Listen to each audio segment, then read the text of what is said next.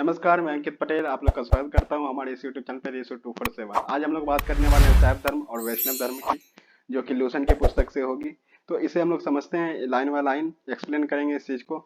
तो चलिए स्टार्ट करते हैं, इस वीडियो को कंटिन्यू करते हैं। कर रहे हैं शैव धर्म की। शैव धर्म में देखते हैं हम लोग कि भगवान शिव की पूजा करने वालों को शैव एवं शिव से संबंधित धर्म को शैव धर्म कहा गया है। शिवलिंग उपासना का प्रारंभिक पुरातात्विक साक्ष्य कहाँ से मिलता है? तो हड़प्पा संस्कृति के अवशेषों से मिलता है। ऋग्वेद में शिव के लिए रुद्र नामक देवता का उल्लेख किया गया है। अथर्ववेद में देखें तो शिव को क्या कहा गया? तो भव, सर्व, पशुपति, भूपति कहा गया है। आगे देखते हैं तो लिंग पूजा का पहला स्पष्ट वर्णन कहाँ से मिलता है? तो मत्स्य पुराण से मिलता है। महाभारत के अनुशासन पर्व से भी लिंग पूजा का वर्णन मिलता है। तो अनुशासन पर्व से क्या मिलता है? लिंग पूजा का वर्णन, जो कि महाभारत में बात कही गई है। आगे देखें तो रुद्र की पत्नी के रूप में पार्वती का नाम तैत्तिरीय आरण्यक में मिलता है। शिव की पत्नी का सौम्य रूप क्या है? पद्मा, पार्वती, उमा, गौरी, भैरवी। तो ये नाम आप याद रख सकते हैं। वामन पुराण में शैव संप्रदाय की संख्या 4 बताई गई है। तो कौन कौन सी बात कही गई? तो पशुपत, कपालिक, कालामुख, लिंगायत। ठीक है, तो ये बातें कही गई है। आगे देखते हैं एक एक करके क्या है। तो पशुपत में देखो तो पशुपत का संप्रदाय की बात करते हैं तो शैवों का सर्वाधिक प्राचीन संप्रदाय है। इसके संस्थापक लकुलिश थे, जिन्हें भगवान शिव के 18वां अवतारों में से एक माना जाता है। तो 18वां अवतार में से एक माना जाता है किसे? तो लकुलिश को। ठीक है, तो ये बात हो गई। आगे देखते हैं क्या है। तो पशुपत संप्रदाय में देखें तो पशुपत संप्रदाय के अनुयायी को क्या कहा जाता है? तो पंचार्थिक कहा गया है। क्या कहा गया? पंचार्थिक। इस मत का प्रमुख सैद्धांतिक ग्रंथ पशुपत सूत्र है। अगर इस मत में देखें तो प्रमुख सिद्धांतिक ग्रंथ क्या है? तो पशुपत सूत्र है। ठीक है, आगे देखते हैं क्या है। एक पंडित की बात कही गई है, श्रीकर पंडित। श्रीकर पंडित एक विख्यात पशुपत आचार्य थे। तो ये बातें कही गई है श्रीकर पंडित के बारे में कि वो एक विख्यात पशुपत आचार्य थे। अब हम लोग नेक्स्ट पे आते हैं। सेकंड नंबर पे क्या है? कपालिक। कपालिक की बात करते हैं। कपालिक संप्रदाय के इष्ट देव कौन थे? तो भैरव थे। इस संप्रदाय का प्रमुख केंद्र अगर देखें तो श्रीशैल, श्रीशैल नामक स्थान था। ये केंद्र था, प्रमुख केंद्र इस संप्रदाय का। आगे देखते हैं तो क्या है। कालामुख संप्रदाय की बात करते हैं तो कालामुख संप्रदाय के अनुयायियों को शिव पुराण में क्या कहा गया है? शिव पुराण में महावर्तधर कहा गया है। इस संप्रदाय के लोग नर कपाल में ही भोजन, जल तथा सुरापान करते थे और साथ ही अपने शरीर पर क्या करते थे? चिता का भस्म को मलते थे। तो ये सारी बातें जो कही गई किस संप्रदाय से है? तो कालामुख संप्रदाय। ठीक है, तो ये बातें कही गई है। अब आगे देखते हैं क्या है। नेक्स्ट पे हम लोग आते हैं तो नेक्स्ट क्या है? लिंगायत की बात कही गई है 4 नंबर पे। तो हम लोग देखते हैं इसमें क्या है कि लिंगायत संप्रदाय जो है, लिंगायत संप्रदाय दक्षिण में प्रचलित था। इन्हें जंगम इन्हें जंगम भी कहा जाता है। इस संप्रदाय के लोग शिवलिंग की उपासना करते थे। मुख्य धार्मिक ग्रंथ के रूप में अगर बात करते हैं तो शून्य संपा है, जो कि लिंगायत का मुख्य धार्मिक ग्रंथ है। ठीक है, आगे देखते हैं क्या है। बसव पुराण में लिंगायत संप्रदाय के प्रवर्तक अल्लभ प्रभु तथा उनके शिष्य जो थे बासव को बताया गया है। तो इस संप्रदाय को वीर शिव संप्रदाय भी कहा जाता है। इस संप्रदाय में अगर बात करते हैं, किस संप्रदाय की बात की जा रही है? तो लिंगायत की। तो इस संप्रदाय को हम लोग क्या बोल सकते हैं? वीर शिव संप्रदाय भी कहते हैं। ठीक है, तो यहाँ पे यह बात कहते हैं। आगे चलते हैं क्या है। एक नोट दिया गया है। बासव हुआ उनका भतीजा चन्ना। बासव कर्नाटक के कलचुरी राजाओं के दरबार में रहते थे। इन्होंने जैन के साथ कठिन संघर्ष के उपरांत अपने मतों की स्थापना की थी। उन्होंने जाति प्रथा का कड़ा विरोध किया और उपवास, प्रतिभोज, तीर्थ यात्रा एवं बलि प्रथा का क्या किया? अस्वीकार किया, इसे स्वीकार नहीं किया। बाल विवाह का विरोध किया और वहीं देखें तो विधवा विवाह का भी अनुमति दी।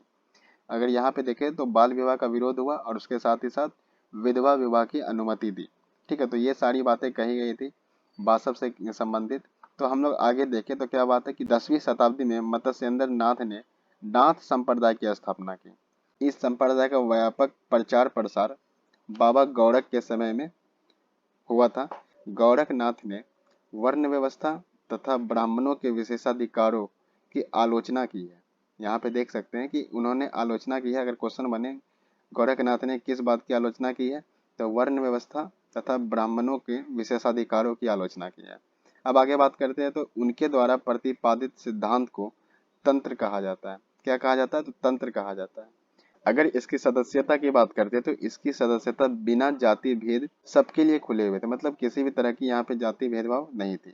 आगे देखिए तो क्या है कि दक्षिण भारत में अगर देखें तो शैव धर्म जो है, दक्षिण भारत में शैव धर्म चालुक्य, राष्ट्रकूट, पल्लव एवं चोलों के समय में लोकप्रिय रहा। चोलों के समय में लोकप्रिय रहा। तो ये कुछ शासक के नाम है। तो इन समय में क्या था कि दक्षिण में शैव धर्म लोकप्रिय रहा। आगे देखे क्या है, पल्लव काल की बात करते हैं। पल्लव काल में शैव धर्म का प्रचार प्रसार नायनारों द्वारा किया गया। नायनार संतों की संख्या जो है 63 बताई गई है, जिनमें अपार, तिरुज्ञान, संबंदर एवं सुंदर मूर्ति आदि के नाम उल्लेखनीय हैं। तो ये कुछ नाम दिए गए हैं जो कि 63 संख्या बताई गई, तो उसमें से है। ठीक है। अगर बात करते हैं तो इलोरा के प्रसिद्ध कैलाश मंदिर का निर्माण राष्ट्रकूटों ने करवाया। चोल शासक की बात करते हैं तो राजराज प्रथम ने तंजौर में प्रसिद्ध राजराजेश्वर शैव मंदिर का निर्माण करवाया। यहीं देखें तो इसी को हम लोग क्या बोलते हैं, जिसे हम लोग एक और नाम से जानते हैं, तो वो क्या है, बृहदीश्वर मंदिर। ठीक है, क्या नाम है? तो बृहदीश्वर मंदिर। तो ये नाम से भी जाना जाता है। आगे देखते हैं क्या है, कुषाण शासकों की मुद्राओं। कुषाण शासकों की मुद्राओं में अगर हम लोग बात करें, कुषाण शासक की मुद्राओं में, तो यहाँ देखते हैं कि शिव एवं नंदी का एक साथ अंकन प्राप्त मिलता है। यहाँ पे देख सकते हैं कि शिव एवं नंदी का एक साथ अंकन किया हुआ है। तो ये मुद्रा की बात कही गई। कुषाण शासकों की मुद्रा में ऐसी कुछ चित्रण देखने के लिए मिलती है। अगर एक नोट की बात करते हैं पशुपतिनाथ मंदिर की, आप देख सकते हैं ये पशुपतिनाथ मंदिर। यहाँ पे हम लोग एक बात करते हैं कि नेपाल की राजधानी काठमांडू से 3 किलोमीटर उत्तर पश्चिम में बागमती नदी के किनारे देवपाटन गांव में स्थित एक शिव मंदिर है। ठीक है, तो ये बातें कही गई है कि ये जो पशुपति मंदिर कहाँ की है, तो ये नेपाल की राजधानी काठमांडू से 3 किलोमीटर उत्तर पश्चिम में बागमती बागमती नदी के किनारे देवपाटन गांव में, कहाँ पे? तो देवपाटन गांव में स्थित है एक शिव मंदिर। नेपाल के धर्मनिरपेक्ष राष्ट्र बनने से पहले की बात करें तो यह मंदिर राष्ट्रीय देवता भगवान पशुपतिनाथ का मुख्य निवास माना जाता था। इस मंदिर परिसर को सन 1979 में यूनेस्को विश्व संस्कृति विरासत स्थल के रूप में क्या सूचीबद्ध किया गया है। ठीक है, कब किया गया है? तो 1979 में यूनेस्को विश्व संस्कृति विरासत में क्या किया गया, इस स्थल को सूचीबद्ध किया गया है। अगर यहाँ बात करते हैं मुख्य मंदिर की, तो मुख्य मंदिर का निर्माण अगर देखें तो मुख्य मंदिर का निर्माण वास्तुकला की नेपाली पेगोडा शैली में हुआ है। ठीक है, तो ये बात आप ध्यान रख सकते हैं कि पेगोडा शैली में निर्माण हुआ है मुख्य मंदिर का, वास्तुकला की नेपाली पेगोडा शैली में। ठीक है, हम लोग देखते हैं वैष्णव धर्म की बात करेंगे। तो वैष्णव धर्म में देखते हैं तो वैष्णव धर्म के विषय में प्रारंभिक जानकारी कहाँ से मिलती है? तो उपनिषदों से मिलती है। इसका विकास भगवत धर्म से हुआ है। कहाँ से हुआ है? तो भगवत धर्म से इसका विकास हुआ है। नारायण के पूजक की बात कही गई तो पूजक मूलतः पंचरात्र कहे जाते थे। क्या कहे जाते थे? तो पंचरात्र कहे जाते थे। आगे देखते हैं क्या है, तो वैष्णव धर्म के प्रवर्तक कृष्ण थे। कौन थे? तो कृष्ण थे, जो वृषण कबीले के थे और जिनका निवास स्थान क्या था? तो मथुरा था। कृष्ण का उल्लेख सर्वप्रथम छांदोग्य उपनिषद में देवकी पुत्र और अंगिरस के शिष्य के रूप में हुआ है।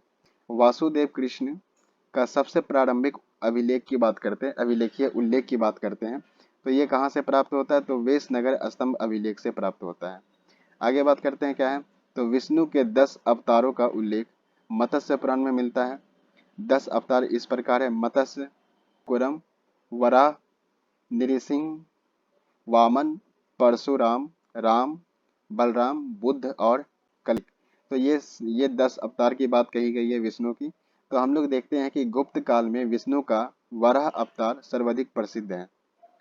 तो ये वराह अवतार की बात जो होती है वो गुप्त काल में प्रसिद्ध है। ठीक है, तो विष्णु का जो वराह अवतार कब कब प्रसिद्ध है?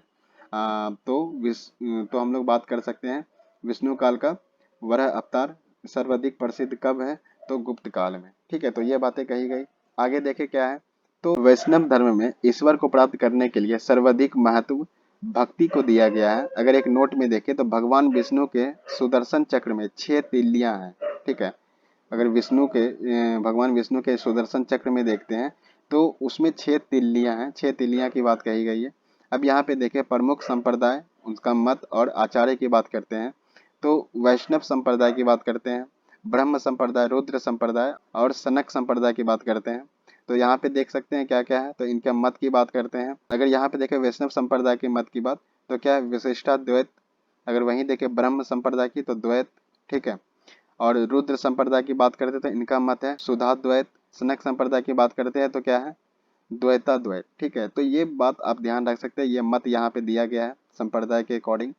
अगर यहाँ बात करते हैं इनके आचार्य की, रामानुज, आनंद तीर्थ, बल्लवाचार्य और निम्बारक। तो आगे देखते हैं क्या है इसकी कहानी। तो कुछ संप्रदाय के नाम और संस्थापक का नाम और पुस्तक का नाम दिया गया है। तो संप्रदाय की बात करते हैं तो क्या है, बरकरी, जिसका संस्थापक कौन है, नामदेव। पुस्तक का यहाँ पे कोई बात नहीं कही गई। अब आगे देखते हैं क्या है, श्री वैष्णव।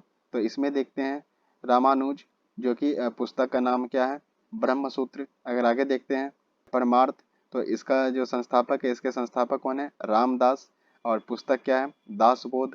राम भक्त की बात करते हैं, राम भक्त संप्रदाय, तो इनके संस्थापक कौन है, रामानंद। और पुस्तक की बात करते हैं तो अध्यात्म रामायण। एक नोट दिया गया है, अंकोर वाट का मंदिर कंबोडिया, कंबोज के राजा सूर्यवर्मा सेकंड ने बनवाया था। जो कि इनका समय काल अगर देखें तो कब का है, तो 1113 ईस्वी से 1150 ईस्वी, ठीक है। अगर आगे बात करें तो इस मंदिर में लगभग 10.5 फीट ऊंची भगवान विष्णु की मूर्ति है। आशा है आप लोग को यह वीडियो अच्छा लगा होगा। हम लोग नेक्स्ट वीडियो में बात करेंगे इस्लाम धर्म की, पारसी धर्म की और ईसाई धर्म की। तो मिलते हैं हम लोग नेक्स्ट वीडियो में, तब तक के लिए नमस्कार।